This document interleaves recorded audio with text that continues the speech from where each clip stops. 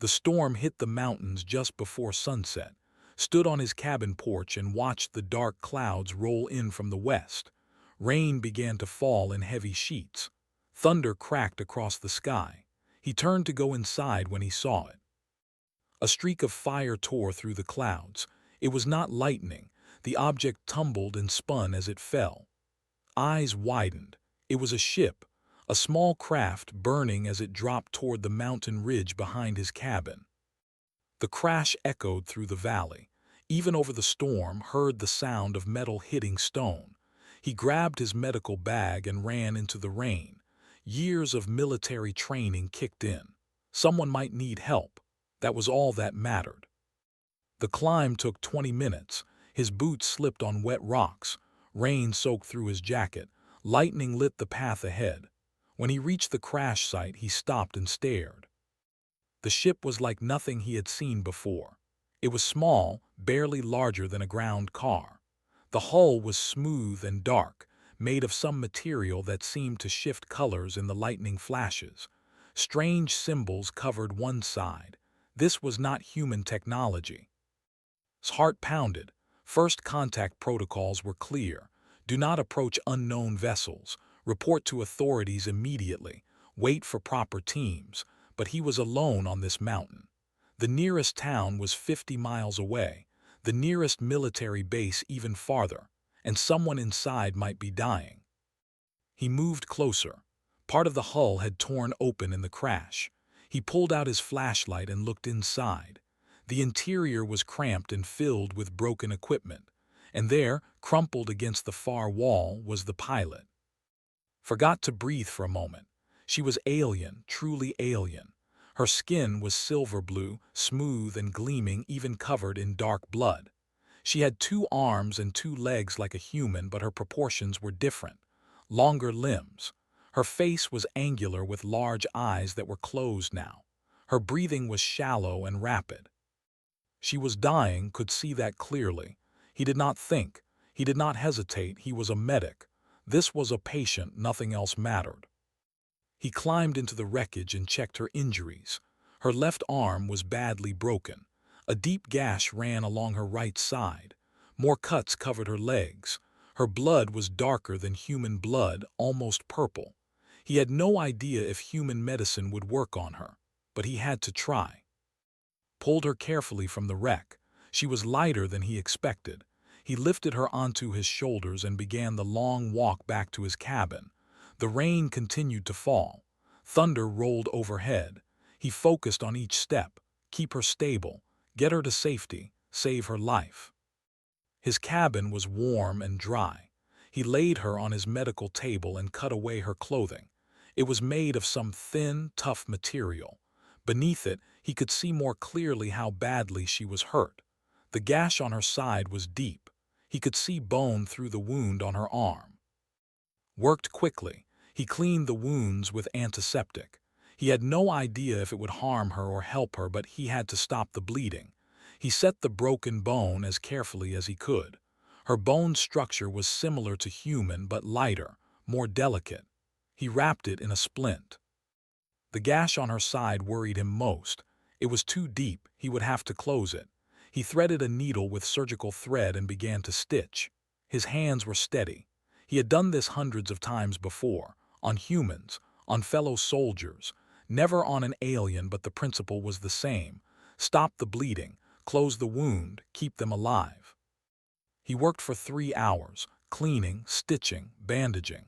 Her breathing remained shallow but steady. She did not wake. That was probably good. He gave her pain medication from his supplies. He had no idea what dose was safe. He guessed based on her weight and hoped for the best. Finally, he moved to her arm. The splint was secure, but he needed to wrap it properly. He began to wind clean bandages around the break. The white cloth looked strange against her silver-blue skin. He worked carefully, making sure not to wrap too tight or too loose. He was almost finished when it happened. Her eyes snapped open. They were violet, beautiful and terrible. Her hand shot out and seized his wrists. Her grip was like iron despite her injuries. Froze. His hands were still on her bandaged arm. her fingers pressed into his skin. They both froze. Felt something strange, a tingling sensation where she touched him. It spread up his arms, not painful, just strange. Foreign. Her eyes went wide. Her expression changed from panic to something else. Shock. Complete and total shock. For a long moment, neither of them moved. The only sound was the rain on the roof and their breathing. Looked into those violet eyes and saw fear fade into confusion, into wonder. Her lips moved. She tried to speak.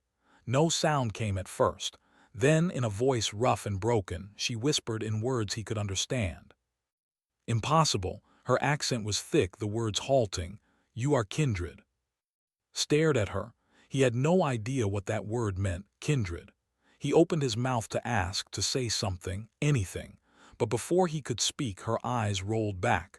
Her grip loosened. She fell unconscious again. Stood there for a full minute. His wrists still tingled where she had touched him. His mind raced with questions. What had just happened? What did she feel when she grabbed him? What was kindred? He looked down at the alien woman on his table. Her breathing was more stable now. The bleeding had stopped. She would live, probably, but nothing made sense anymore. He finished wrapping her arm. Then he covered her with a warm blanket and sat down in his chair to wait, to think, to wonder what he had just gotten himself into. Outside, the storm continued to rage. Inside, watched over his patient and tried to understand what had just changed in his world. The word echoed in his mind. Kindred. What did it mean? And why had she looked at him like he was the impossible one? Did not sleep that night. He sat in his chair and watched the alien woman breathe. Every hour he checked her bandages. He monitored her pulse. It was faster than a human's, but steady. She was stable, for now. Morning came gray and quiet. The storm had passed.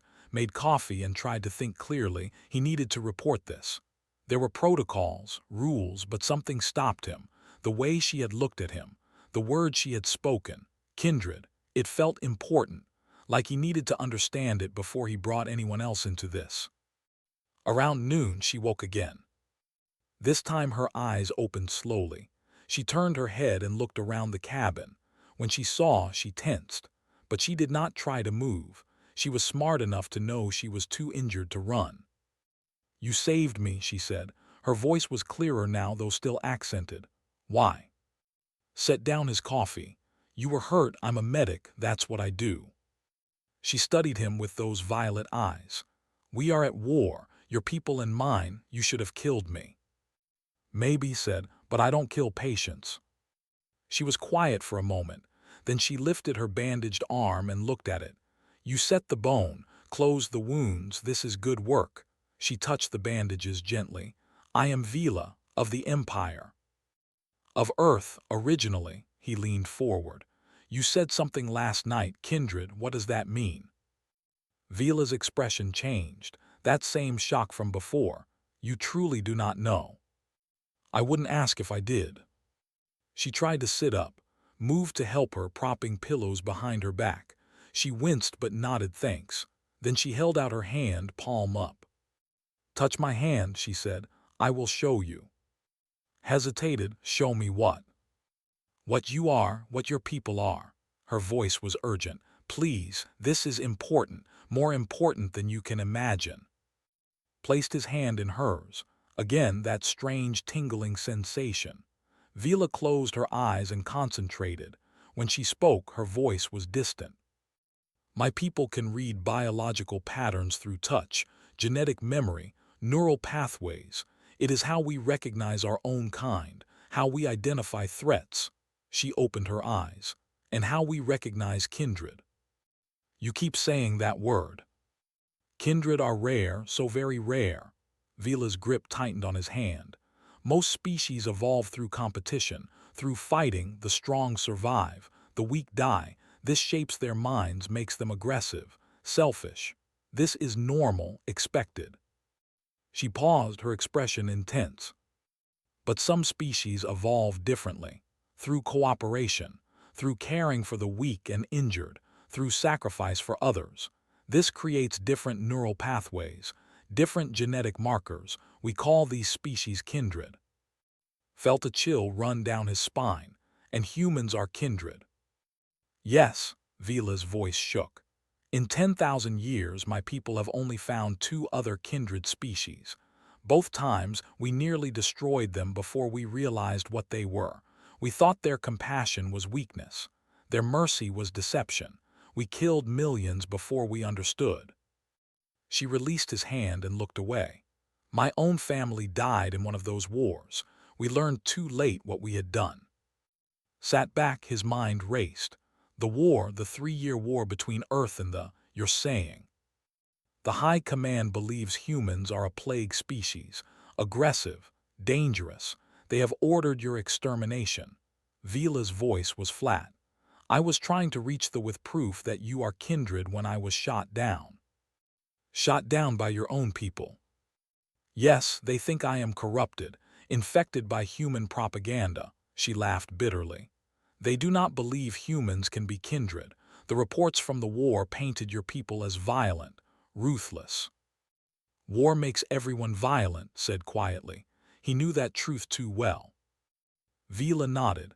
I tried to tell them. I gathered evidence, recordings of human soldiers helping wounded, brain scans showing the kindred markers. I stole a ship to deliver it myself, and they shot me from the sky. Before could respond, he heard the sound of a vehicle approaching. His whole body tensed. He went to the window and looked out. A ranger's truck was coming up the dirt road. We have company, he said. The truck stopped outside. A man got out. He was tall and lean, dressed in a ranger's uniform. He smiled and waved, relaxed slightly. It was Jin. Jin knocked on the door. You alive in there? That was some storm last night. Opened the door but blocked the entrance. I'm fine, Jin. Thanks for checking. Jin frowned. You look terrible, didn't sleep. He tried to peer past into the cabin. Everything okay? Yeah, just a long night. The hell it was. Jin pushed past him into the cabin. I saw the crash. Fire in the sky last night came from this direction. You see anything? He stopped, stared. His hand dropped to the weapon at his belt. Vila sat on the couch, wrapped in a blanket, her bandaged arm visible. She watched Jin calmly. Jin said slowly, Why is there an alien in your cabin? Her ship crashed. She was injured. I treated her. Jin's voice was hard. We're at war with them. She's also hurt and unarmed, said. And she has information, important information. About what? Vila spoke. About why this war is a mistake, about what humans really are. Jin looked between them. This is insane. We need to report this. Get her to a proper facility. If you do that, she's dead, said. And so is any chance of ending this war. What are you talking about? Took a breath. Jin, have you ever wondered why we fight the way we do? Why human soldiers carry their wounded out? Why we mourn our enemies? Why we try to save everyone, even when it's tactically stupid? Jin shrugged. That's just who we are. Exactly, gestured to Vila. She can sense it through touch. Humans have something special, something rare, and if we can prove it to her people, this war can end. Jin was quiet for a long moment. Then he sighed and sat down. This is crazy. I know. We could all be court-martialed for this. I know that too. Jin looked at Vila. So what's this proof you need? Vila straightened. My ship. If the quantum communicator survived, we can send the data directly to but I need to repair it, and I need parts. Parts from where? Jin asked. The abandoned outpost, 30 miles north. Jin's expression darkened. That's in territory now. I know, Vila said. The three of them sat in silence. The weight of the decision hung in the air. Looked at Jin, his oldest friend. At Vila, the enemy soldier he had saved. At his own hands, which had bandaged wounds instead of holding weapons. So, Jin said finally, when do we leave? They could not leave immediately. Vila needed time to heal. Her arm was broken and she had lost too much blood. Said she needed at least 3 days before she could travel. Jin agreed to help but said he would keep watch for patrols. Those 3 days changed everything. On the first day, Vila slept most of the time. Her body was healing faster than expected. Maybe her species recovered quicker than humans. When she was awake, she asked questions about Earth, about human medicine, about why lived alone in the mountains. I left the military, told her, after the Battle of New Horizon. I know that battle, Vila said quietly. Many died on both sides. Yes, stared at his coffee. We were retreating. My unit was covering civilians. We had wounded, lots of wounded. The commander ordered us to leave them and run, said we couldn't carry them and fight, said it was tactically sound. What did you do? I refused, stayed behind with the wounded. 3 other medics stayed with me. We held position until transport arrived, saved 32 people. He looked at his hands. But I disobeyed orders. They let me resign quietly instead of facing court-martial. Vila watched him. You sacrificed your career for strangers. They were my patients. Most species would not do this. Most soldiers would obey. She touched her bandaged arm. This is kindred. This is what makes you different. Jin arrived later that day with supplies. Food, medicine, equipment for the mission. He also brought news. Hunters are in the area, he said. 3 ships. They're searching for something, probably her. Vila nodded. They will not stop. I'm a traitor in their eyes. Can you tell me about them? Jin asked. Though what are they like? Vila was quiet for a moment. We are old, ancient. We have been in space for thousands of years. We believe we have seen everything, understand everything. She laughed bitterly. But we are also afraid. Afraid of what? Of anything we do not understand. When we met the first kindred species, they offered peace, friendship. We thought it was a trick. How could compassion be real? We attacked, killed billions. Only later did we learn the truth. Her voice broke. My mother died in that war. She was a civilian, an artist. She never hurt anyone. Put a hand on her shoulder. I'm sorry. Before she died, she made me promise something. She said if we ever met another kindred species, I must stop the war. I must make them see the truth before the killing starts. Vila looked up at him. I failed. The war with humans has raged for 3 years. Millions have died already. I failed my mother's promise. You haven't failed yet, said. You're still trying. On the second day, they planned the mission. Jin spread maps across the table. The abandoned outpost was 30 miles north, in the valley between 2 mountain ranges. It had been a human communication station before the war. Now it was in controlled space. We'll need to move at night, Jin said. Stay off the main routes. I know some trails the patrols haven't found yet. How will we get inside? Asked. That's the easy part. I used to be stationed there. I know the codes. Jin pointed to the map. The hard part is getting out with the parts we need. Vila examined the map. What is the presence? Light, maybe a dozen soldiers. They use it as a forward observation post. Jin looked at her. Will they recognize you? Possibly, but I am supposed to be dead. That might work in our favor. On the third day, Vila could walk without help. Her arm was still splinted, but the other wounds were healing well. Checked her stitches and was amazed at how fast her tissue was regenerating. You heal fast, he said. My people evolved on a harsh world. Fast healing was necessary to survive. She flexed her good hand. I am ready to travel. That evening they prepared to leave. Jin packed weapons and supplies, packed medical gear. Vila examined her damaged flight suit and tried to repair it. While they worked, Vila asked another question. Jin, why are you helping me? You do not know me. Your people and mine are enemies. Jin checked his rifle. Because trusts you, and I trust, we serve together. He saved my life twice. If he says this is important, I believe him. That is kindred, Vila said softly. Loyalty to your companions, trust in their judgment. My people understand duty but not this kind of bond. Then your people are missing something important, Jin said. They left at sunset. Jin drove his truck as far as the mountain pass, then they continued on foot. The night was clear and cold. Stars filled the sky above. Vila looked up at them and pointed. There, the blue star. That is my sun, my orbit's there. Looked up, the star was faint but visible. You're a long way from home. Yes, and I may never see it again. She lowered her hand. But this is worth it. Stopping a genocide is worth any price. They walked in silence for a while. Jin led the way, using night vision to navigate the trails, walked beside Vila, ready to help if she stumbled. But she moved steadily, her alien physiology adapting to the terrain.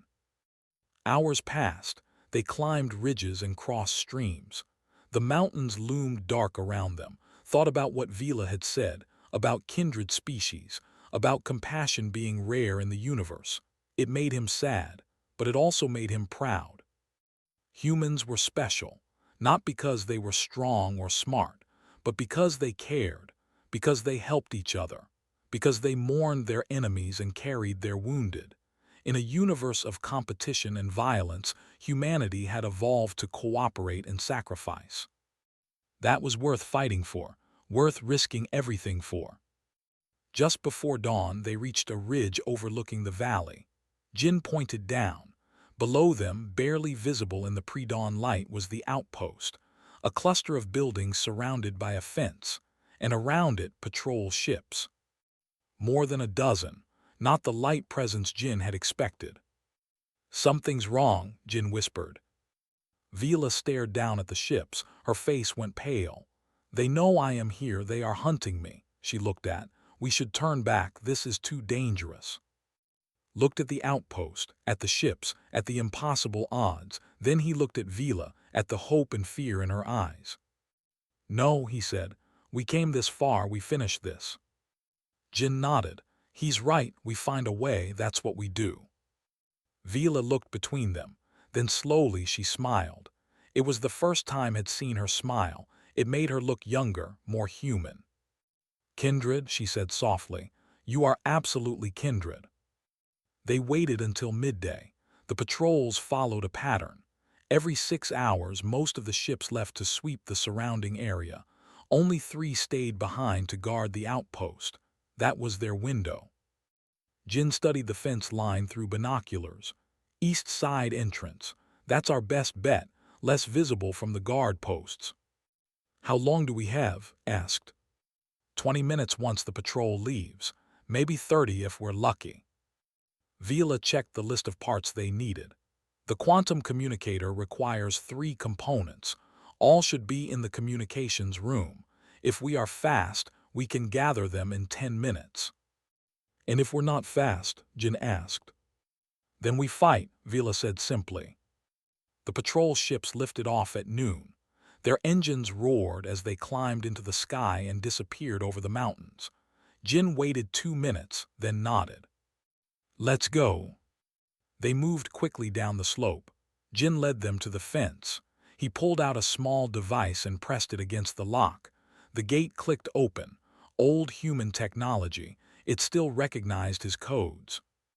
Inside, the outpost was quiet, too quiet, felt exposed crossing the open yard to the main building, but no alarms sounded, no guards appeared. Jin opened the door to the communications building. Inside, it was dark and dusty. Equipment sat abandoned, covered in sheets. They had not bothered to move anything. They were just using the location. Second floor, Jin whispered. Stay quiet. They climbed the stairs. The communications room was at the end of the hall. Jin checked the door.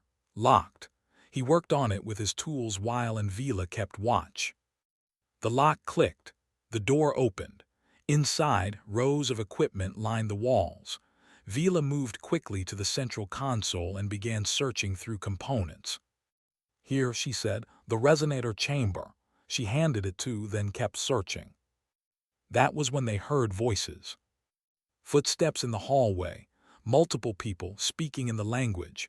Could not understand the words, but he recognized the tone. Military, professional, coming closer. Jin raised his rifle. Vila grabbed his arm and shook her head. No shooting, that brings everyone. Then what do we do? Jin whispered. Before anyone could answer, the door opened. 6 soldiers entered, weapons raised. At the front was a tall male with scars across his face. His violet eyes widened when he saw Vila. You, he said in human standard. The traitor, I knew you would come here. Vila stood straight despite her injuries. Commander, I should have expected you. You stole classified data, fled your post. Now you conspire with humans. His voice was cold. You have dishonored everything our people stand for. I am trying to save our people from another genocide, Vila shot back. From repeating our worst mistake. Humans are not kindred, they are aggressive, violent. The evidence is clear. Your evidence is wrong, Vila stepped forward. I have touched them. Read their biological signatures. They are kindred as surely as the were, and we know what we did to them. His expression hardened. Enough, you and your human allies will be executed for. He stopped, had moved. Without thinking, without hesitation, he stepped in front of Vila, placed himself between her and the weapons. Stared, what are you doing? She's injured, said. His voice was steady despite his fear. You want her, you go through me first. No, Vila whispered behind him. But did not move. He looked in the eyes. You think we're violent, aggressive. Then why am I protecting your soldier instead of attacking you? Hesitated, his weapon lowered slightly. You seek advantage, deception. No, kept his voice calm. I'm doing this because it's right, because she's hurt and needs protection, because even though we're enemies, she's still a person who deserves to live.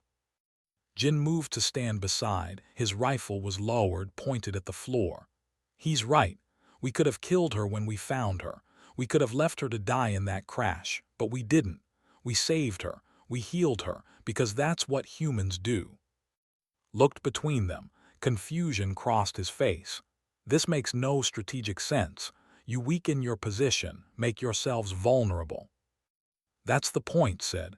You can't build peace by staying strong and closed. Trust requires vulnerability. It requires risk. You have to meet in the middle. Poet words, said, but words mean nothing. Then test it yourself, held out his hand. Touch me. Read my biological signature like Vila did. See for yourself if we're kindred or not. Stared at the offered hand. You would let me touch you. I could kill you easily. Yes, I know. I'm choosing to trust you anyway. For a long moment, nobody moved. The other soldiers watched their commander. Jin's hand stayed away from his weapon. Vila held her breath. Then one of the soldiers stepped forward. She was young, her armor marked with the insignia of a scout. She lowered her weapon. Commander, she said quietly, let me verify. If he is truly kindred, we must know. Turned to her. My mother died in the war, said. Her voice shook. She made me promise. No more genocides. No more killing kindred. If there is any chance these humans are kindred, we must know for certain. She walked forward slowly, kept his hand extended, reached out and placed her palm against his. Felt that tingling sensation again. Eyes went wide. Her whole body went rigid. Then tears began to fall down her face. "Oh, ancestors," she whispered. "He is kindred, truly kindred, I can feel it. The neural patterns, the genetic markers, exactly like the old records described." She released his hand and turned to, "Commander, we cannot kill them. They are kindred. If we proceed with the extermination order, we become the monsters again. We repeat history." His expression was torn. Duty warred with doubt in his eyes. The High Command's orders were based on false information, Vila said. You know this, you have always known this. You just chose duty over truth. Before could respond, gunfire erupted outside. Shouts echoed through the building. The patrol had returned early.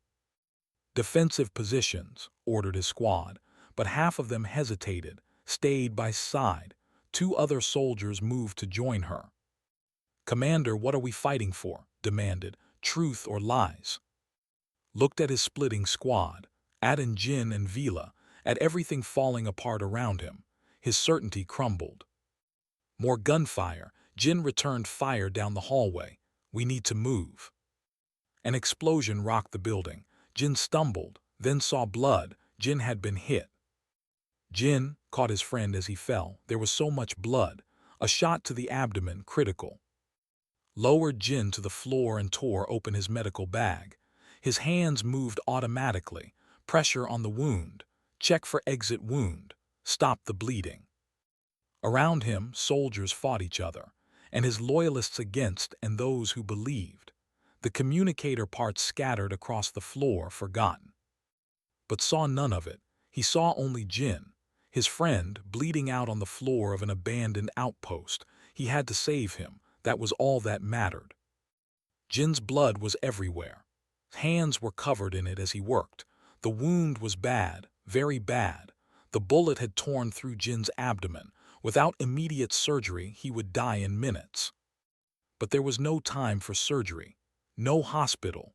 Just and his medical bag and his friend dying on the floor. "Stay with me," said. His voice was steady even though his hands shook. "You're not dying here, Jin. You understand. Not here." Around them the battle continued. Vila held the doorway against loyalists. Explosions rocked the building. Gunfire echoed, but heard none of it. He was focused completely on Jin. He packed the wound with gauze, applied pressure, but Jin had lost too much blood. His skin was pale, his breathing shallow, needed to replace the blood volume, but he had no plasma, no transfusion equipment, nothing. Except his own blood. The idea was insane. Humans and shared similar biology, Vila had said. The kindred markers in human genetics. Maybe it would work the other way. Maybe human blood could work as a temporary substitute until they got real help. Pulled out a transfusion kit. His hands moved fast, setting up the line. He jabbed the needle into his own arm, into Jin's arm, connected them. "What are you doing?" Vila shouted from the doorway. "Saving him," said. He could feel his own blood flowing out into Jin. It made him dizzy, light-headed. But Jin's color was already improving slightly. His breathing steadied. Appeared in the doorway. His weapon was raised. He had fought through defenders. Now he stood over and Jin, ready to end this. But he stopped, stared, was pale, weakening himself to save Jin. An enemy soldier weakening himself to save a friend while surrounded by hostiles. "Why?" demanded. "Why would you make yourself vulnerable? This is tactically insane." Looked up at him. His vision was blurring from blood loss, but his voice was clear. "Because he's my friend. Because his life matters more than tactical advantage. Because that's what humans do. You will die. Both of you will die." "Maybe," said, "but at least I tried. At least I didn't leave him behind." He thought of New Horizon, of the wounded he had stayed to save.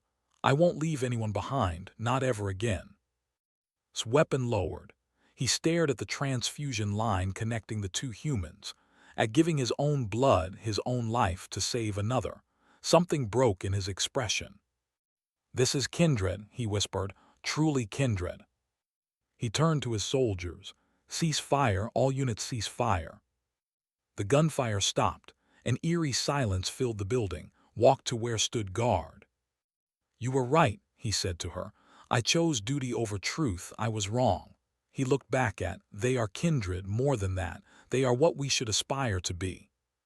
Lowered her weapon, "Then help them." Nodded, he knelt beside. "What do you need?" The communicator parts, said. His voice was weak. "Get them to Vila. She can assemble it. Send the proof." "And for him," gestured to Jin. "Real medical care. A hospital, but first, check the transfusion." Jin's pulse was stronger, color returning to his face. "First we stop this war." The next hours passed in a blur. Vila assembled the quantum communicator with parts from the outpost, and other soldiers helped, following her instructions. Coordinated security, keeping the loyalists at bay. stayed connected to Jin, giving blood until he was dangerously weak, but it was enough. Jin stabilized. His eyes opened. "You idiot," Jin whispered. "You're going to pass out." "Probably," admitted, "but you're alive. Kindred are stupid sometimes." "Yeah, we are," smiled, "but at least we're stupid together." Finally, Vila had the communicator working. She powered it up and began the transmission. Brain scans showing human kindred markers, footage of human soldiers helping wounded, testimony from himself admitting the initial reports were wrong. And most powerful of all, a live feed, showing, pale and weak, connected to Jin by a transfusion line. A human giving his own blood to save a friend while surrounded by enemies. The ultimate proof of what humanity was. The transmission reached the... Vila spoke directly to the matriarch, the leader of their empire. "I am Vila, daughter of who died in the genocide. I swore to prevent another mistake, another kindred species destroyed by our ignorance." Her voice was strong. "Humans are kindred. I have this personally. Commander has this. We have sent you the proof. The war must stop. Now." For long minutes there was silence. Then the matriarch's response came. "Transmission received. Data." A pause. "All forces are ordered to cease hostilities immediately. I am coming to your location personally." Vila sagged with relief. Around her and humans embraced. The impossible had happened. The war was over. Finally disconnected the transfusion line. He tried to stand and immediately collapsed. Caught him. "Easy, human, you saved your friend, but you nearly killed yourself doing it." "Worth it," mumbled. "Yes," said softly, "it was." 6 months later, everything had changed. The matriarch had arrived at New Terra herself.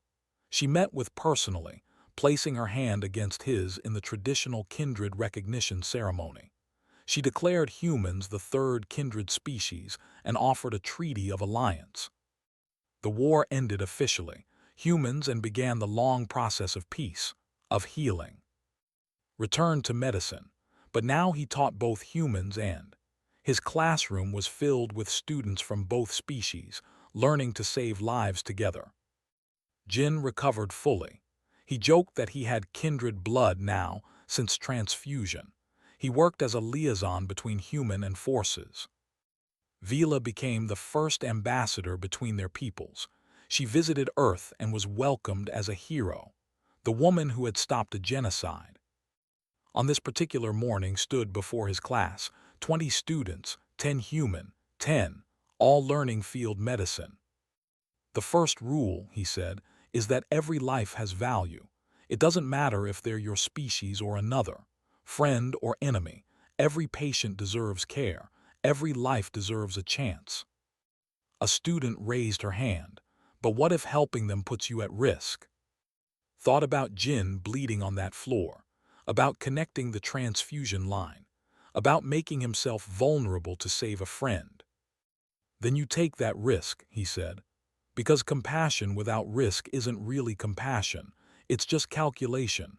Real kindness costs something, and it's worth paying that cost." He demonstrated bandaging technique on a practice dummy. A student stepped forward to try, guided her hands, showing her the proper way to wrap the wound. When their hands touched, that familiar tingle passed between them. The student smiled. She could sense it. The kindred markers in his genetics, the proof of what made humans special. "You're kindred," she said wonderingly. "We all are," replied. "Human, whoever, we're all capable of kindness, of sacrifice, of caring for each other. That's what makes us worthy of the stars." The class continued. Human and students working together, learning to save lives, building bridges between species, proving that compassion was not weakness but strength. And somewhere in the back of the room, Vila watched. Her arm had healed completely. The scars remained, but they reminded her of something important. That one human medic, bandaging her wounds in a mountain cabin, had changed the course of history. Because he chose kindness over safety. Because he saw a patient, not an enemy. because he was kindred, and so were they all.